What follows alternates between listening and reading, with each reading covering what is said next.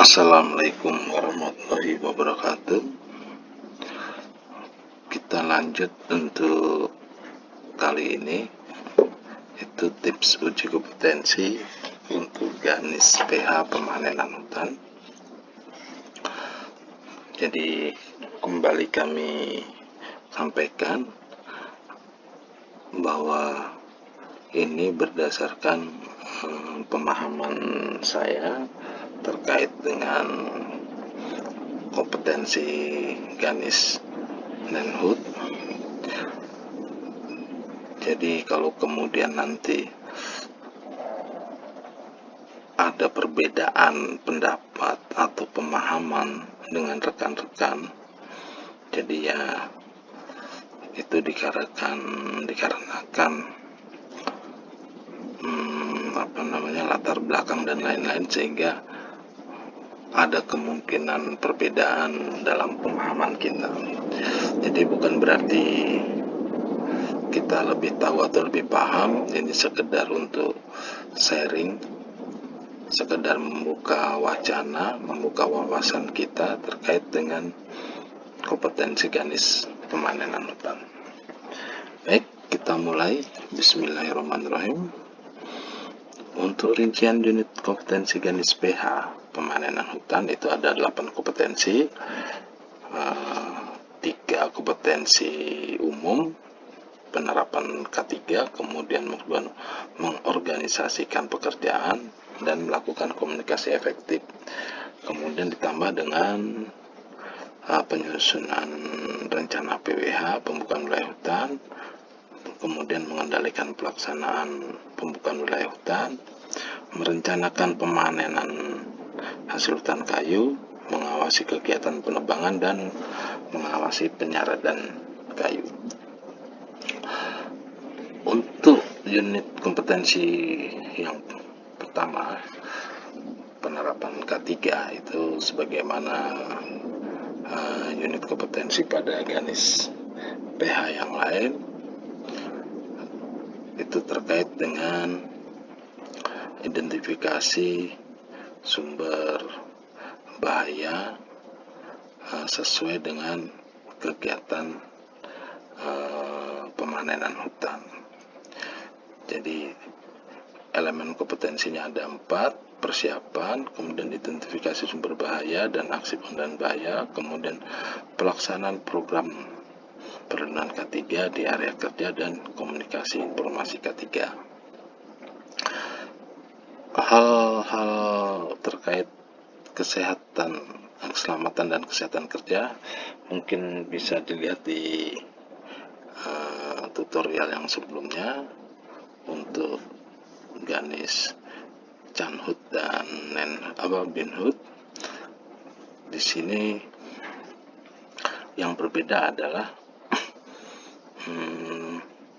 sumber bahayanya, di mana di sini kegiatan Nenhut itu terkait dengan penebangan, kemudian juga ada penyaradan yang sumber bahayanya itu berbeda karena melibatkan peralatan berat.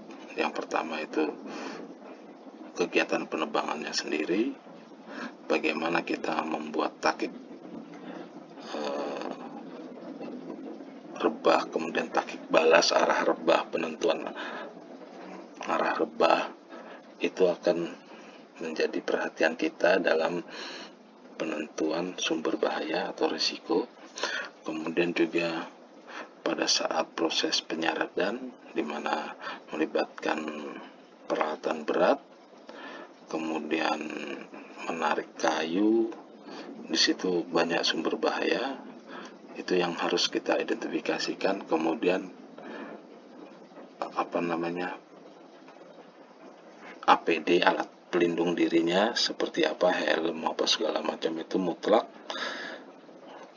dikenakan oleh para pekerja di lapangan.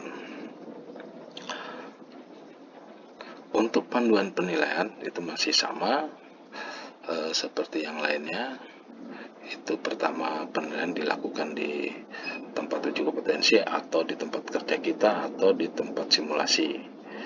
Metode seperti biasa, tes lisan atau tes tertulis, observasi, kemudian verifikasi bukti dan wawancara, serta metode lain yang relevan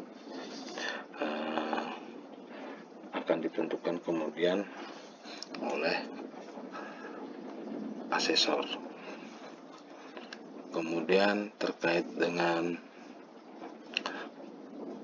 asesmen itu dilakukan pada aspek pengetahuan, keterampilan, dan sikap kerja, sama dengan yang sebelumnya, standar ini. Kemudian persyaratan kompetensi untuk K3 juga tidak ada, masih sama, yang lainnya sama, hanya yang membedakan itu tadi sumber bahaya. Tipsnya juga masih sama, kita sesuaikan dengan kegiatan pemanenan hutan. Kemudian unit kompetensi berikutnya, mengorganisasikan pekerjaan. Ini juga masih sama, bisa dilihat penjelasan kita di Ganis Canhut maupun Ganis Pinhut. Hanya saja kalau di sini pembagian tugas untuk pemanenan hutan itu ada, paling tidak ada 3 kegiatan besar. Yang pertama terkait dengan pembukaan wilayah hutan. Di situ ada pembuatan jalan, kemudian membuat TPN, TPK maupun sarpras lainnya terkait dengan kegiatan di lapangan, misalnya camp atau base camp, camp tare atau camp lainnya, atau bahkan mungkin kalau perlu persemen kita juga bantu untuk pembukaan wilayah hutannya. Kemudian juga kegiatan yang kedua itu adalah penebangannya itu sendiri, penebangan kayu, pohon. Kemudian kegiatan ketiga adalah proses penyaratan. Di dalam proses penebangan itu bukan hanya sekedar menebang pohon, tapi juga ada beberapa tahapan yang tadi kami sebutkan, penentuan arah rebah, kemudian pembuatan takik rebah, takik balas, kemudian saat sudah pohon sudah tumbang, kemudian dilakukan backing, kemudian ada pengupasan, setelah itu baru dilakukan penyaradan. Nah, untuk tiga kegiatan besar itu kita lakukan pembagian tugas atau mengorganisasikan pekerjaan. Untuk yang pembuatan terase jalan, kemudian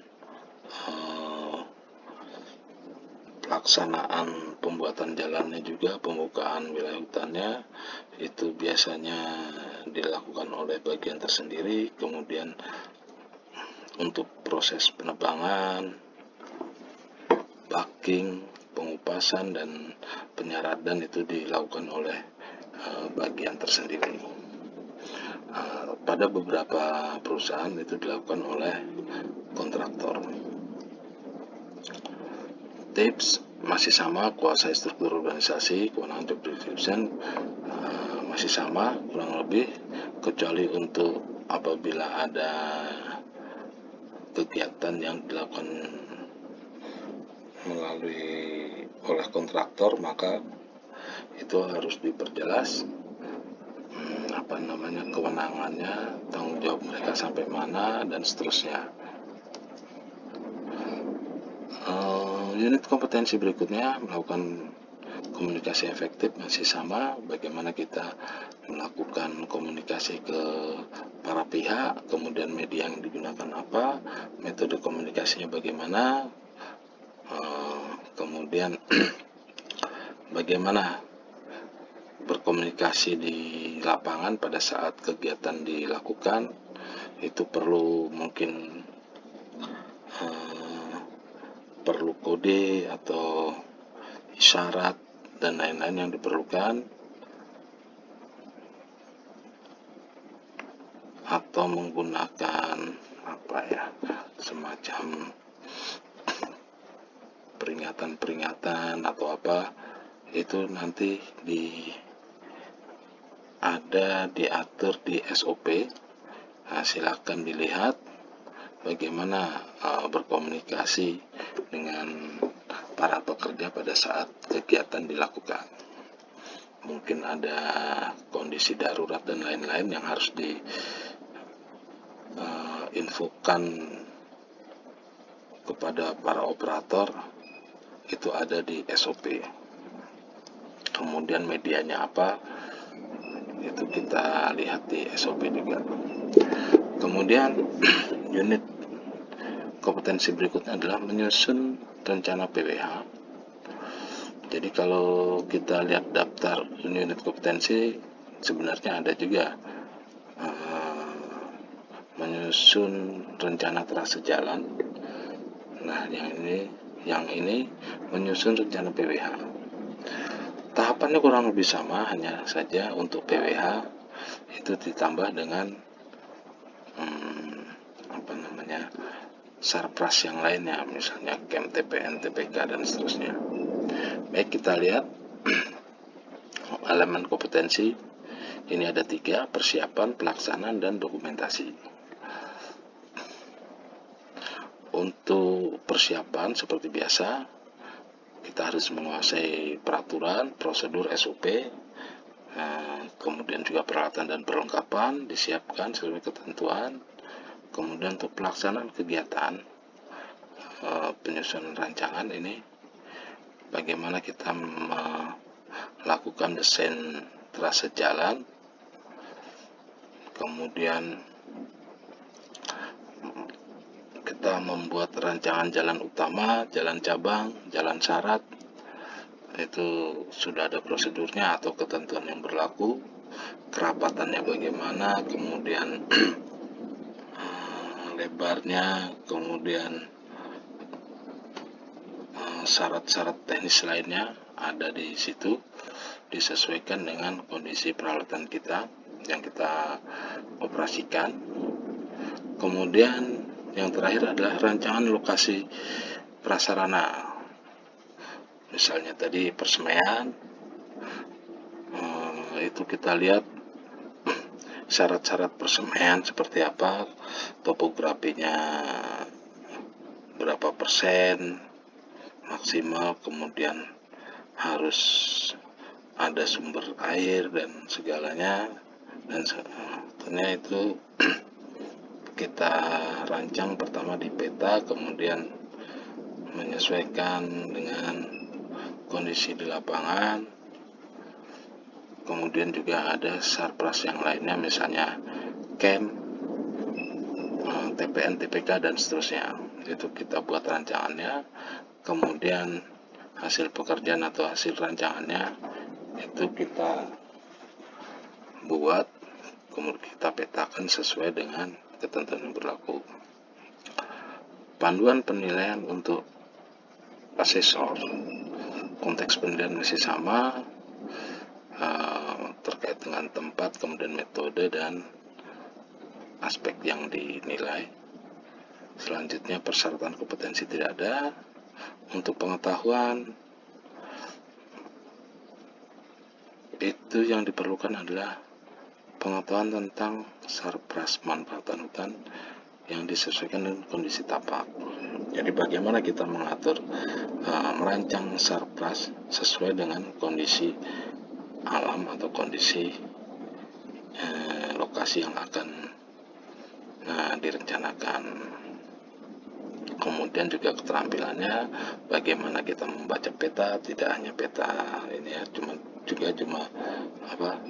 terkait dengan peta kerja, tapi juga dengan peta yang bersifat tematik, topografi, kemudian peta tanah dan seterusnya, sehingga rancangan bukan relatan kita itu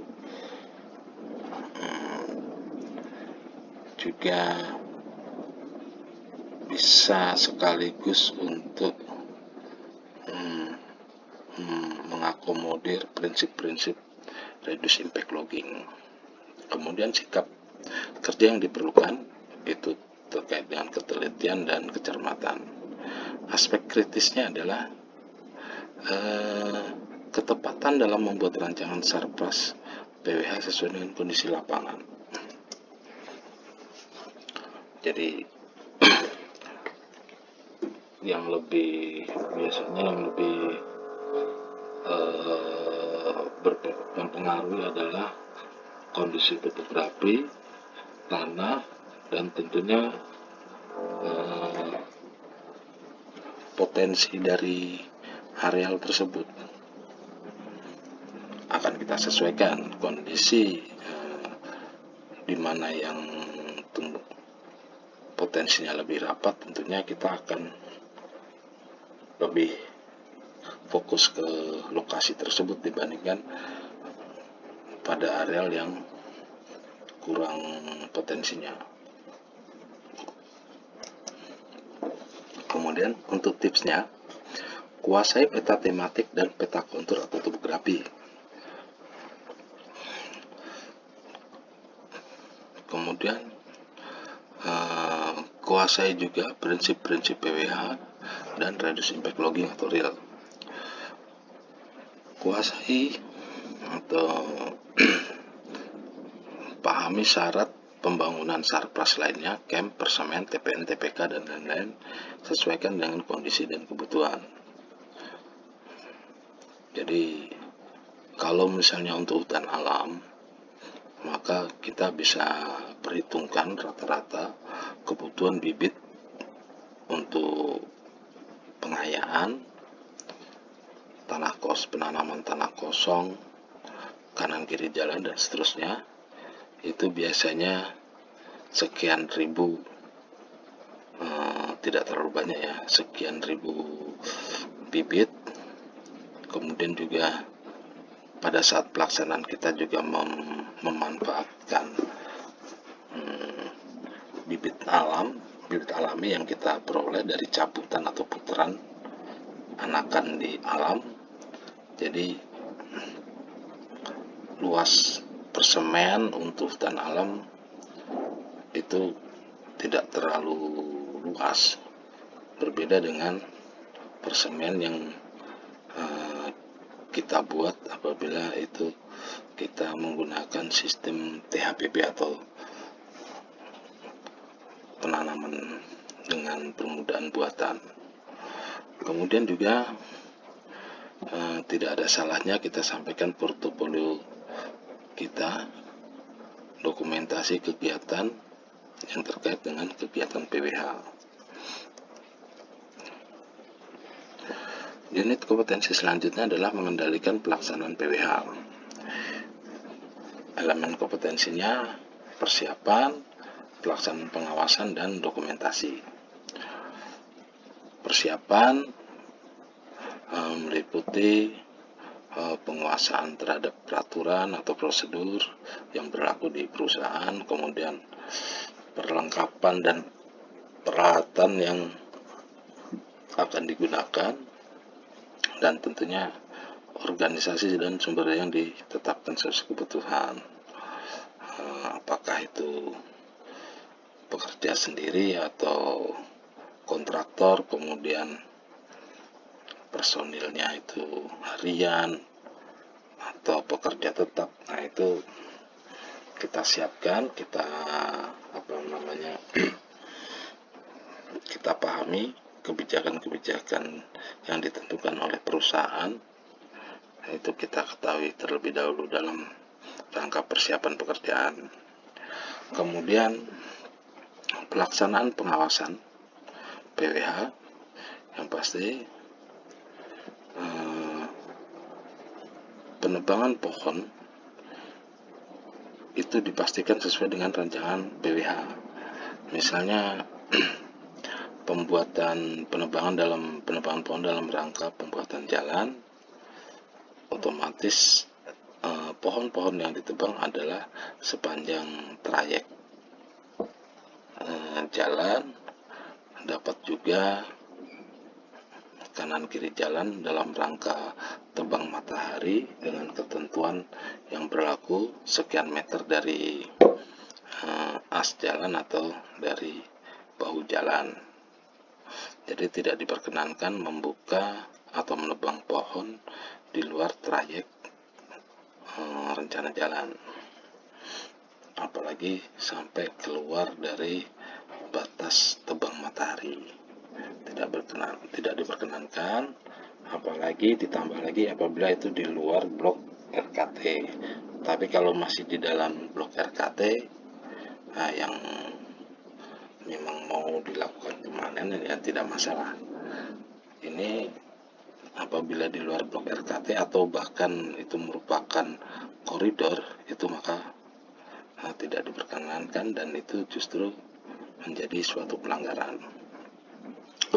Kemudian pembuatan sarana prasarana itu juga harus dipastikan pelaksananya atau kontraktor yang melaksanakan itu sesuai dengan rencana.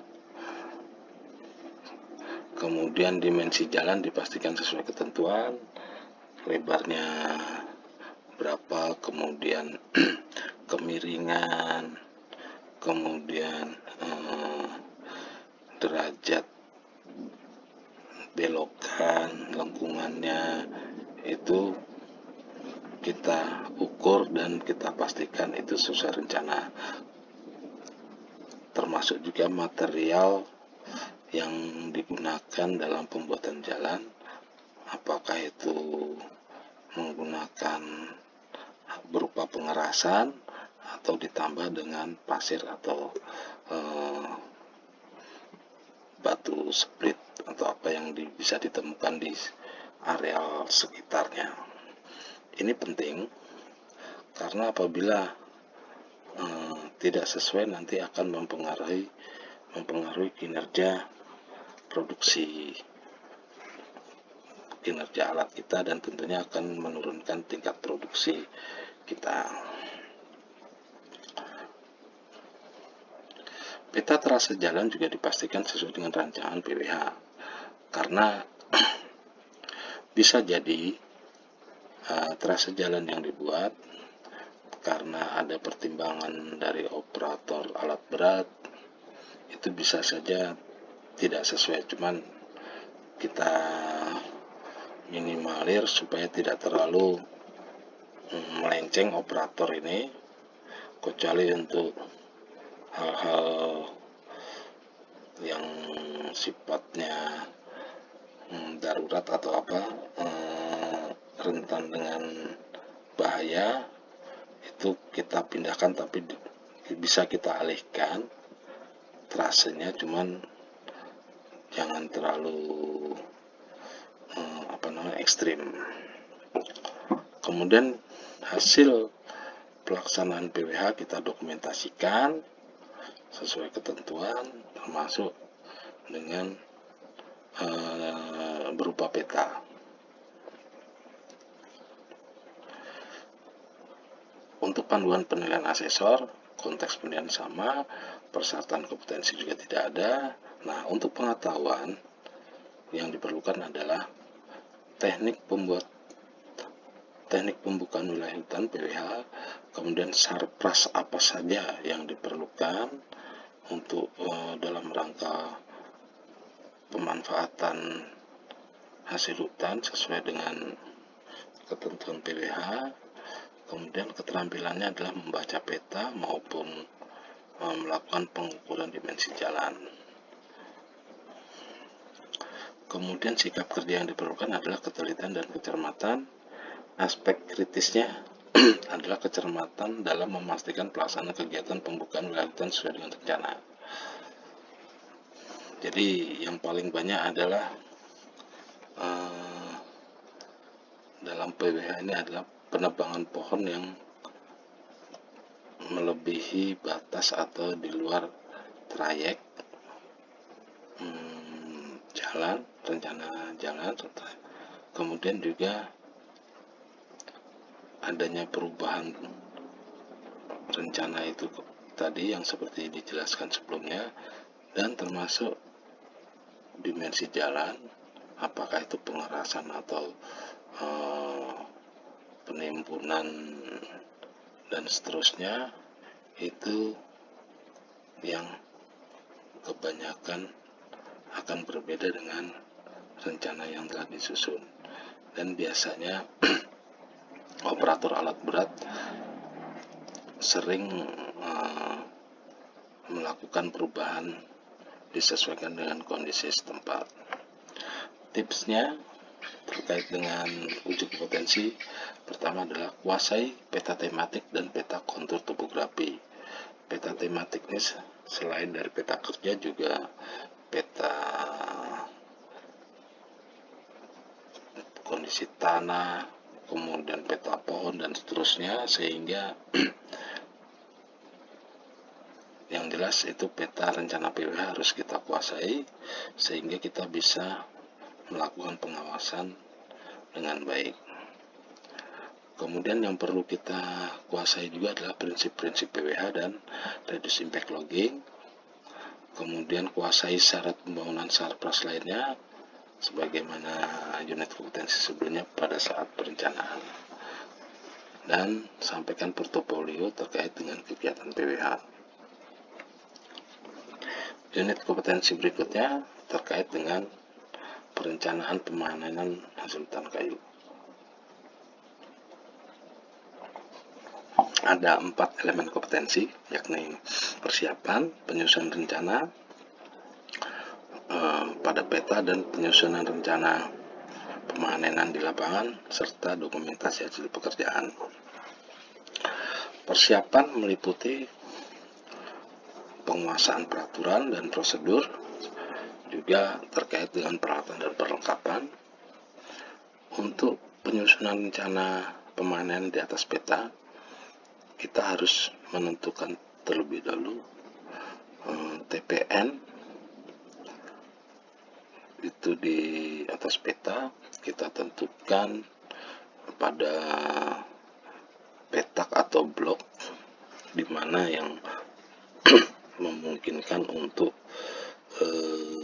kayu yang ditebang itu dikumpulkan sementara di situ di penumpukan tempat pengumpulan kayu.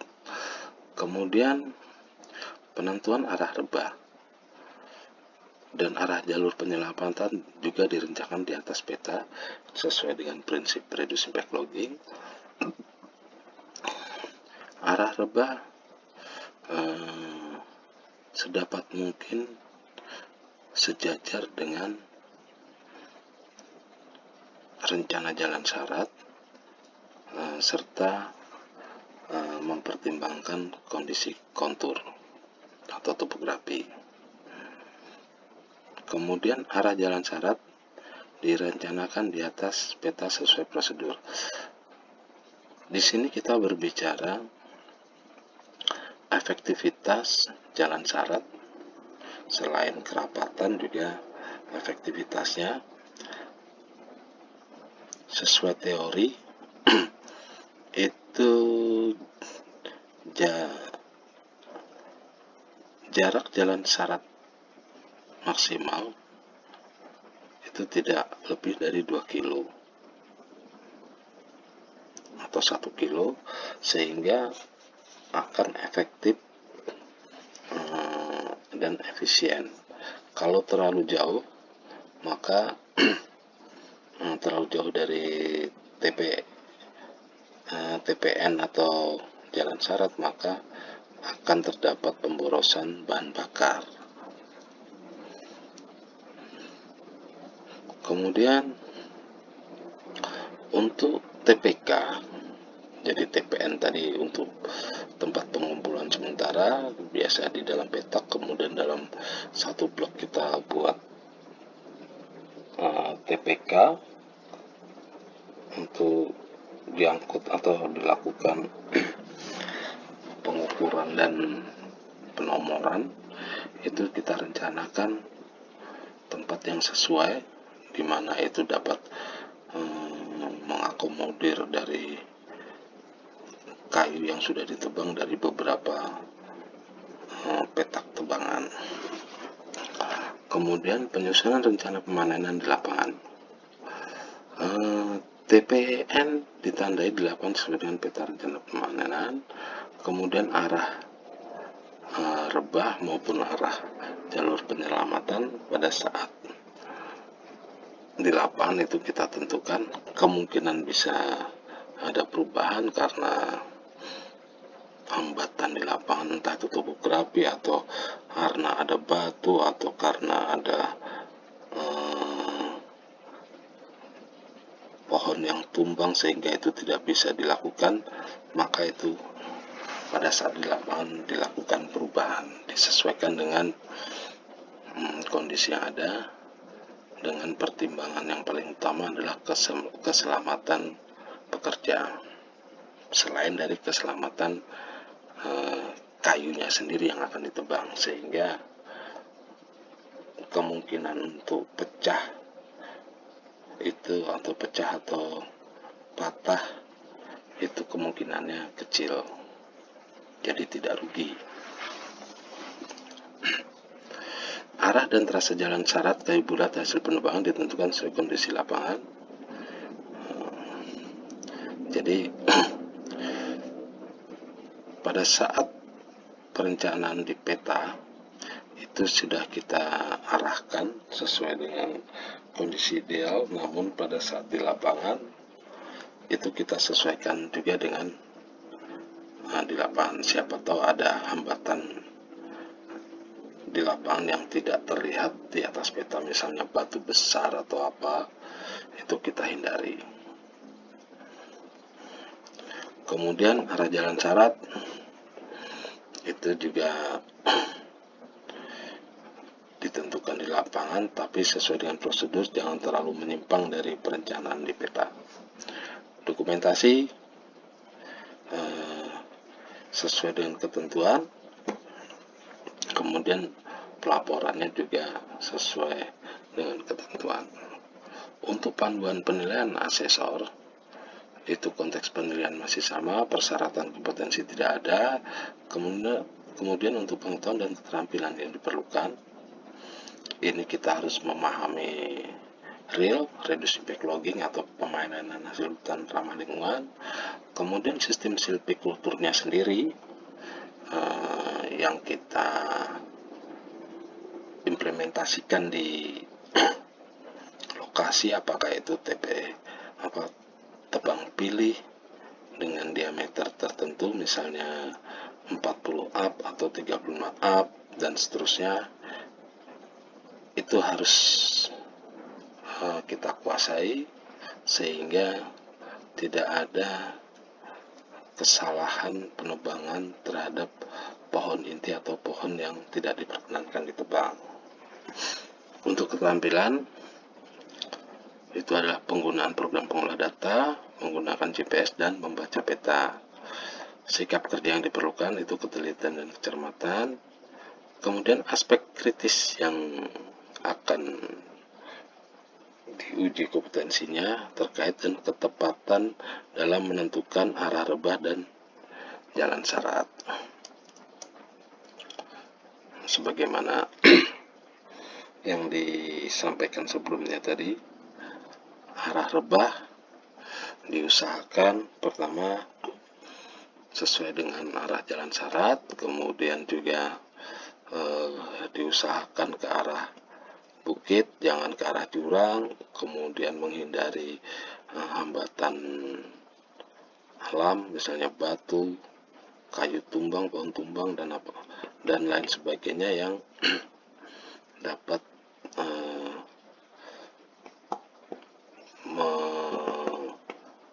menyebabkan resiko terhadap keselamatan pekerja maupun keselamatan pohon yang akan dipanen. Praktek di lapangan, biasanya operator senso tidak terlalu memperhatikan hal tersebut. Mereka ambil jalan pintas melihat tajuk. Jadi tajuknya itu dominannya ke arah mana. Nah, itu yang ke arah itulah mereka akan menebang.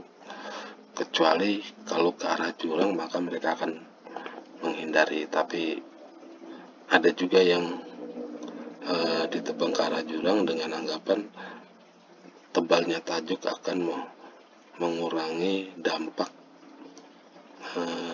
terhadap batang, jadi mengurangi patah atau apa sebagai suspensi ya. Nah, demikian pula dengan jalan syarat, ini akan apabila operator senso bekerja tidak sesuai dengan arahan atau rencana kita, maka akan berimbas ke jalan syarat. Operator doser itu akan bermanuver dosernya bagaimana caranya untuk mengambil kayu. Jadi dengan adanya manuver-manuver doser itu, maka kerusakan tanah justru akan lebih parah. Ini yang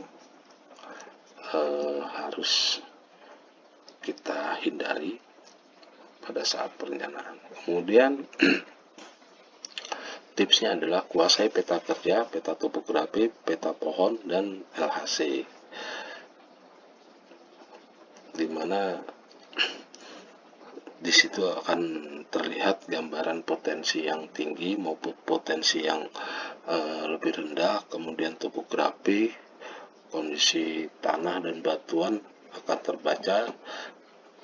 Jadi kita bisa merencanakan pemanenan yang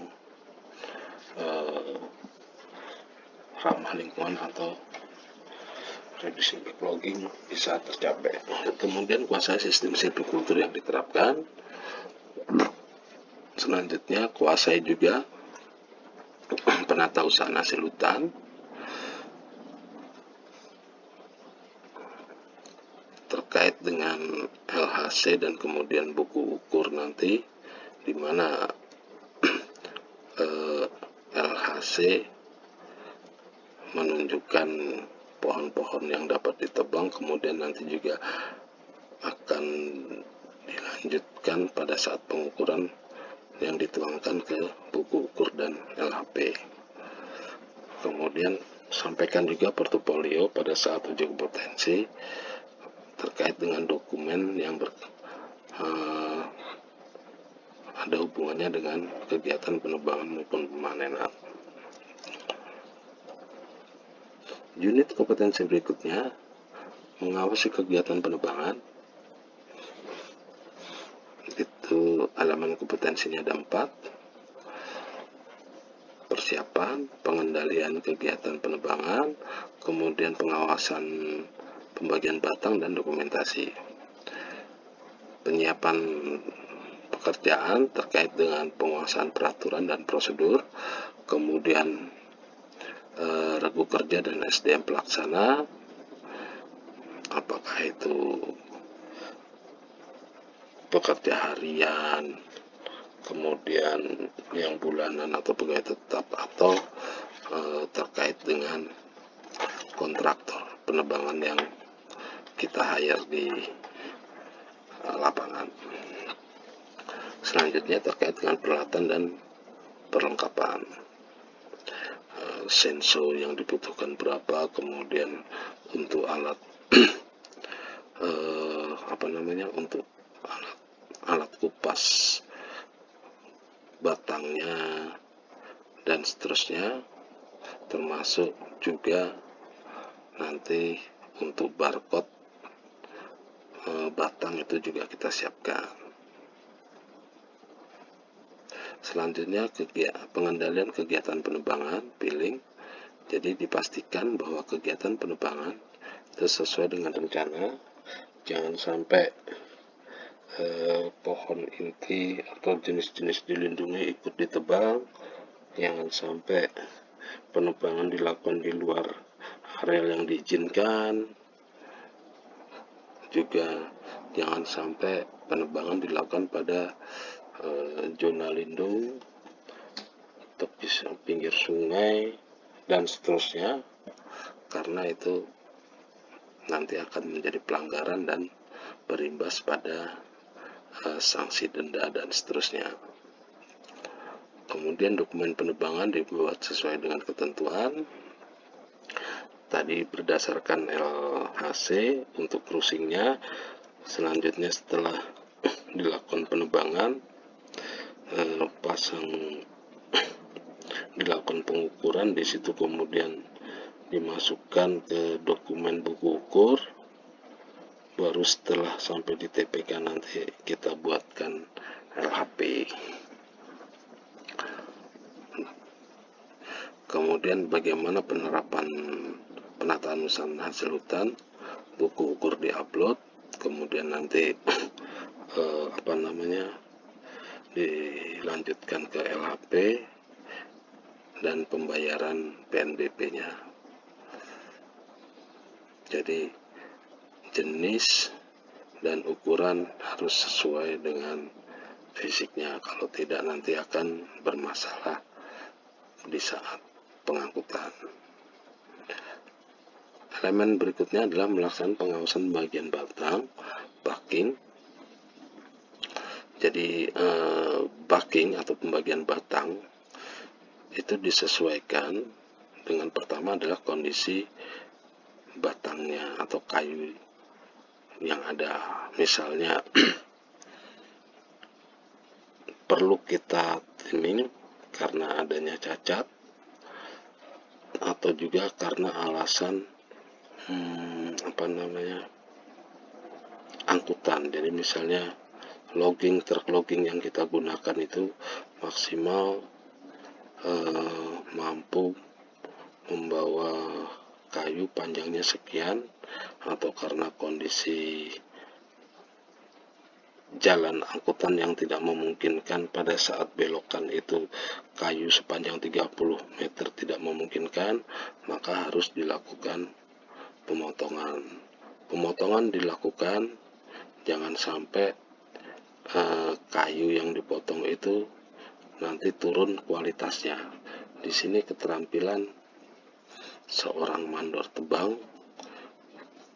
keterampilan menentukan ukuran backing itu berdasarkan pengalaman dan kontrak. Misalnya kontraknya juga kita sudah kontrak dengan buyer, itu kayu minimal katakanlah 10 meter, tidak boleh kurang. Kalau kurang dari 10 meter maka menjadi downgrade atau bahkan tidak dibayar. Nah, itu kita perhatikan juga. Kemudian identitas batang dipastikan telah terpasang sesuai ketentuan. Dokumen pembagian batang dibuat sesuai ketentuan. Berdasarkan aplikasi Sipuh yang baru, pembagian batang dilakukan di TPN, kemudian baru dibuatkan buku ukur. Dan di situ tidak diperkenankan adanya pembagian batang lagi karena sudah dilakukan penandaan atau diberi label barcode, kemudian sudah masuk, begitu sudah di buku ukur, masuk ke LHP, di situ sudah dikunci, kita bayar PNBP sudah dikunci. Jadi kalau ada perubahan dimensi kayu itu sudah tidak diperkenankan.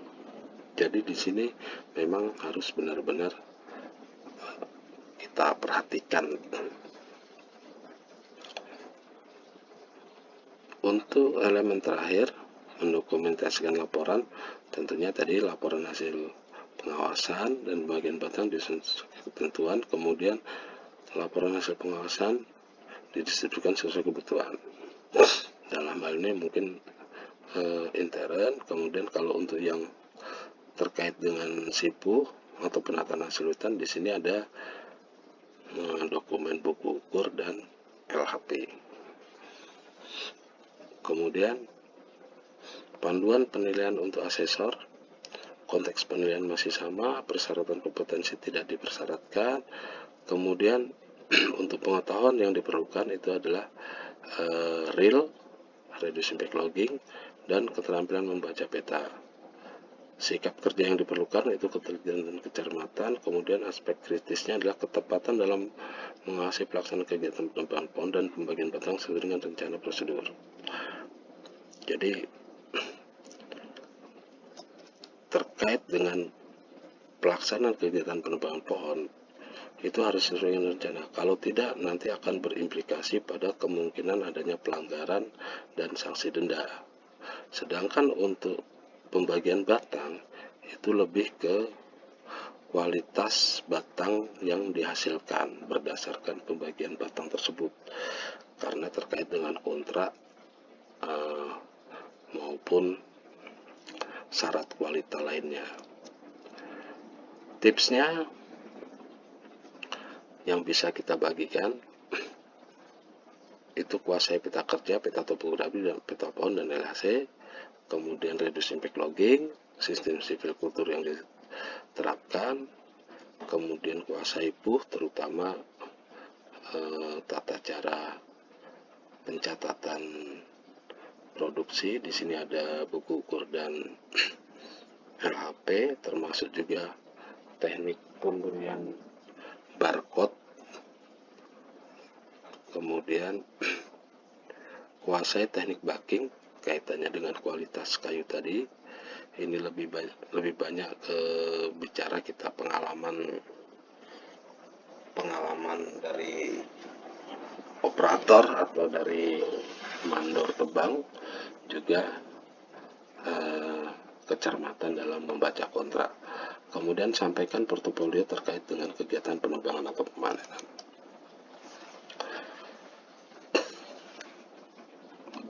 Unit kompetensi berikutnya adalah mengawasi kegiatan penyaradan.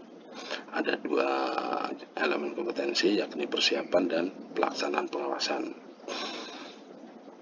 Pada saat persiapan itu tentunya penguasaan terhadap peraturan atau prosedur yang ditetapkan di perusahaan, kemudian perlengkapan kerja, regu kerja yang disiapkan, kemudian tempat pengumpulan penimbunan kayu dan rencana pemanenan. Regu kerja ini biasanya kalau penyaratan itu operator dan helper. Operator yang membawa bulldozernya itu, kemudian helper itu yang asisten yang membantu dari operator untuk mengikat kayu pada bulldozer dan kemudian untuk menariknya, serta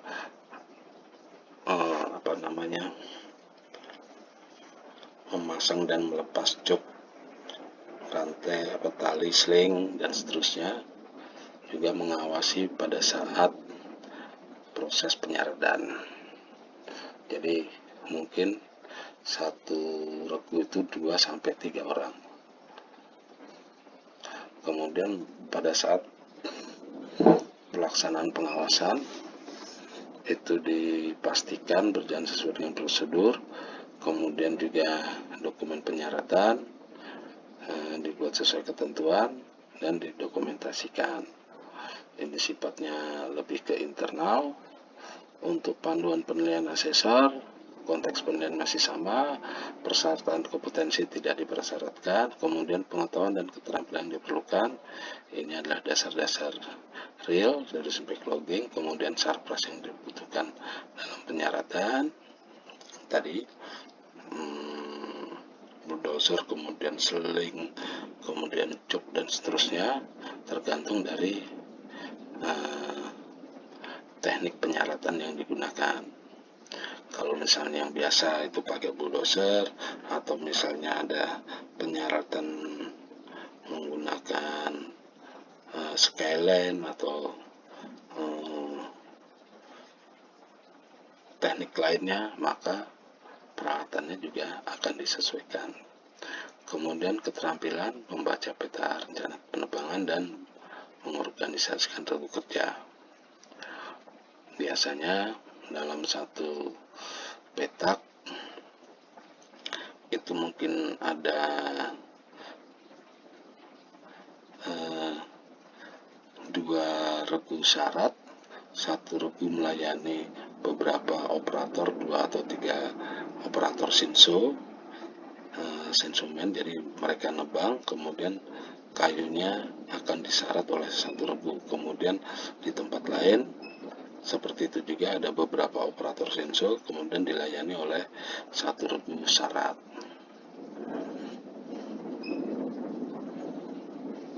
Selanjutnya, sikap kerja yang diperlukan itu adalah ketelitian dan kecermatan. Aspek kritisnya adalah ketepatan dalam mengawasi pelaksanaan kegiatan penyaratan sesuai dengan rencana. Tips yang diperlukan atau pada saat uji kompetensi itu penguasaan peta kerja, peta pohon, LHC, dan trase jalan. Kemudian reducing backlogging serta sampaikan portofolio yang terkait dengan penyaratan kalau ada. Jadi dengan adanya rancangan revisi SKKNI ini, maka unit kompetensi pada garis PH Nenhut menjadi lebih sederhana, namun sifatnya lebih umum, jadi disesuaikan dengan sistem silvikultur yang diterapkan di perusahaan masing-masing. Misalnya di hutan alam itu menggunakan seperti yang disampaikan tadi, menggunakan bulldozer, sementara kalau di hutan tanaman itu karena kayunya lebih kecil itu lebih jadi menggunakan langsung alat timber jack atau apa, atau misalnya di hutan jati malah dilakukan ada yang manual, ada yang menggunakan ternak. Jadi itu disesuaikan dengan masing-masing, tapi pada SKKN ini tidak diatur secara spesifik tapi secara umum. Jadi uji kompetensinya nanti kemungkinan asesor akan menyesuaikan di mana kita bekerja, apakah itu di hutan alam, hutan tanaman, atau di hutan jati. Jadi akan lebih fleksibel untuk yang garis PH pemanenan yang saat ini. Cuman realisasinya kita masih belum lihat karena belum pernah dilakukan sampai saat ini, belum ada uji kompetensinya untuk garis PH Nenhut. Jadi kemungkinan apa yang saya sampaikan akan ada perubahan atau berbeda dengan yang saya sampaikan saat ini. Tapi setidaknya saya berharap ini bisa menjadi ancang-ancang kira-kira apa yang akan kita siapkan, apa yang perlu kita kuasai pada saat uji kompetensi nantinya. Demikian, semoga bermanfaat. Kurang lebihnya kami ucapkan mohon maaf dan terima kasih. Wassalamualaikum warahmatullahi wabarakatuh.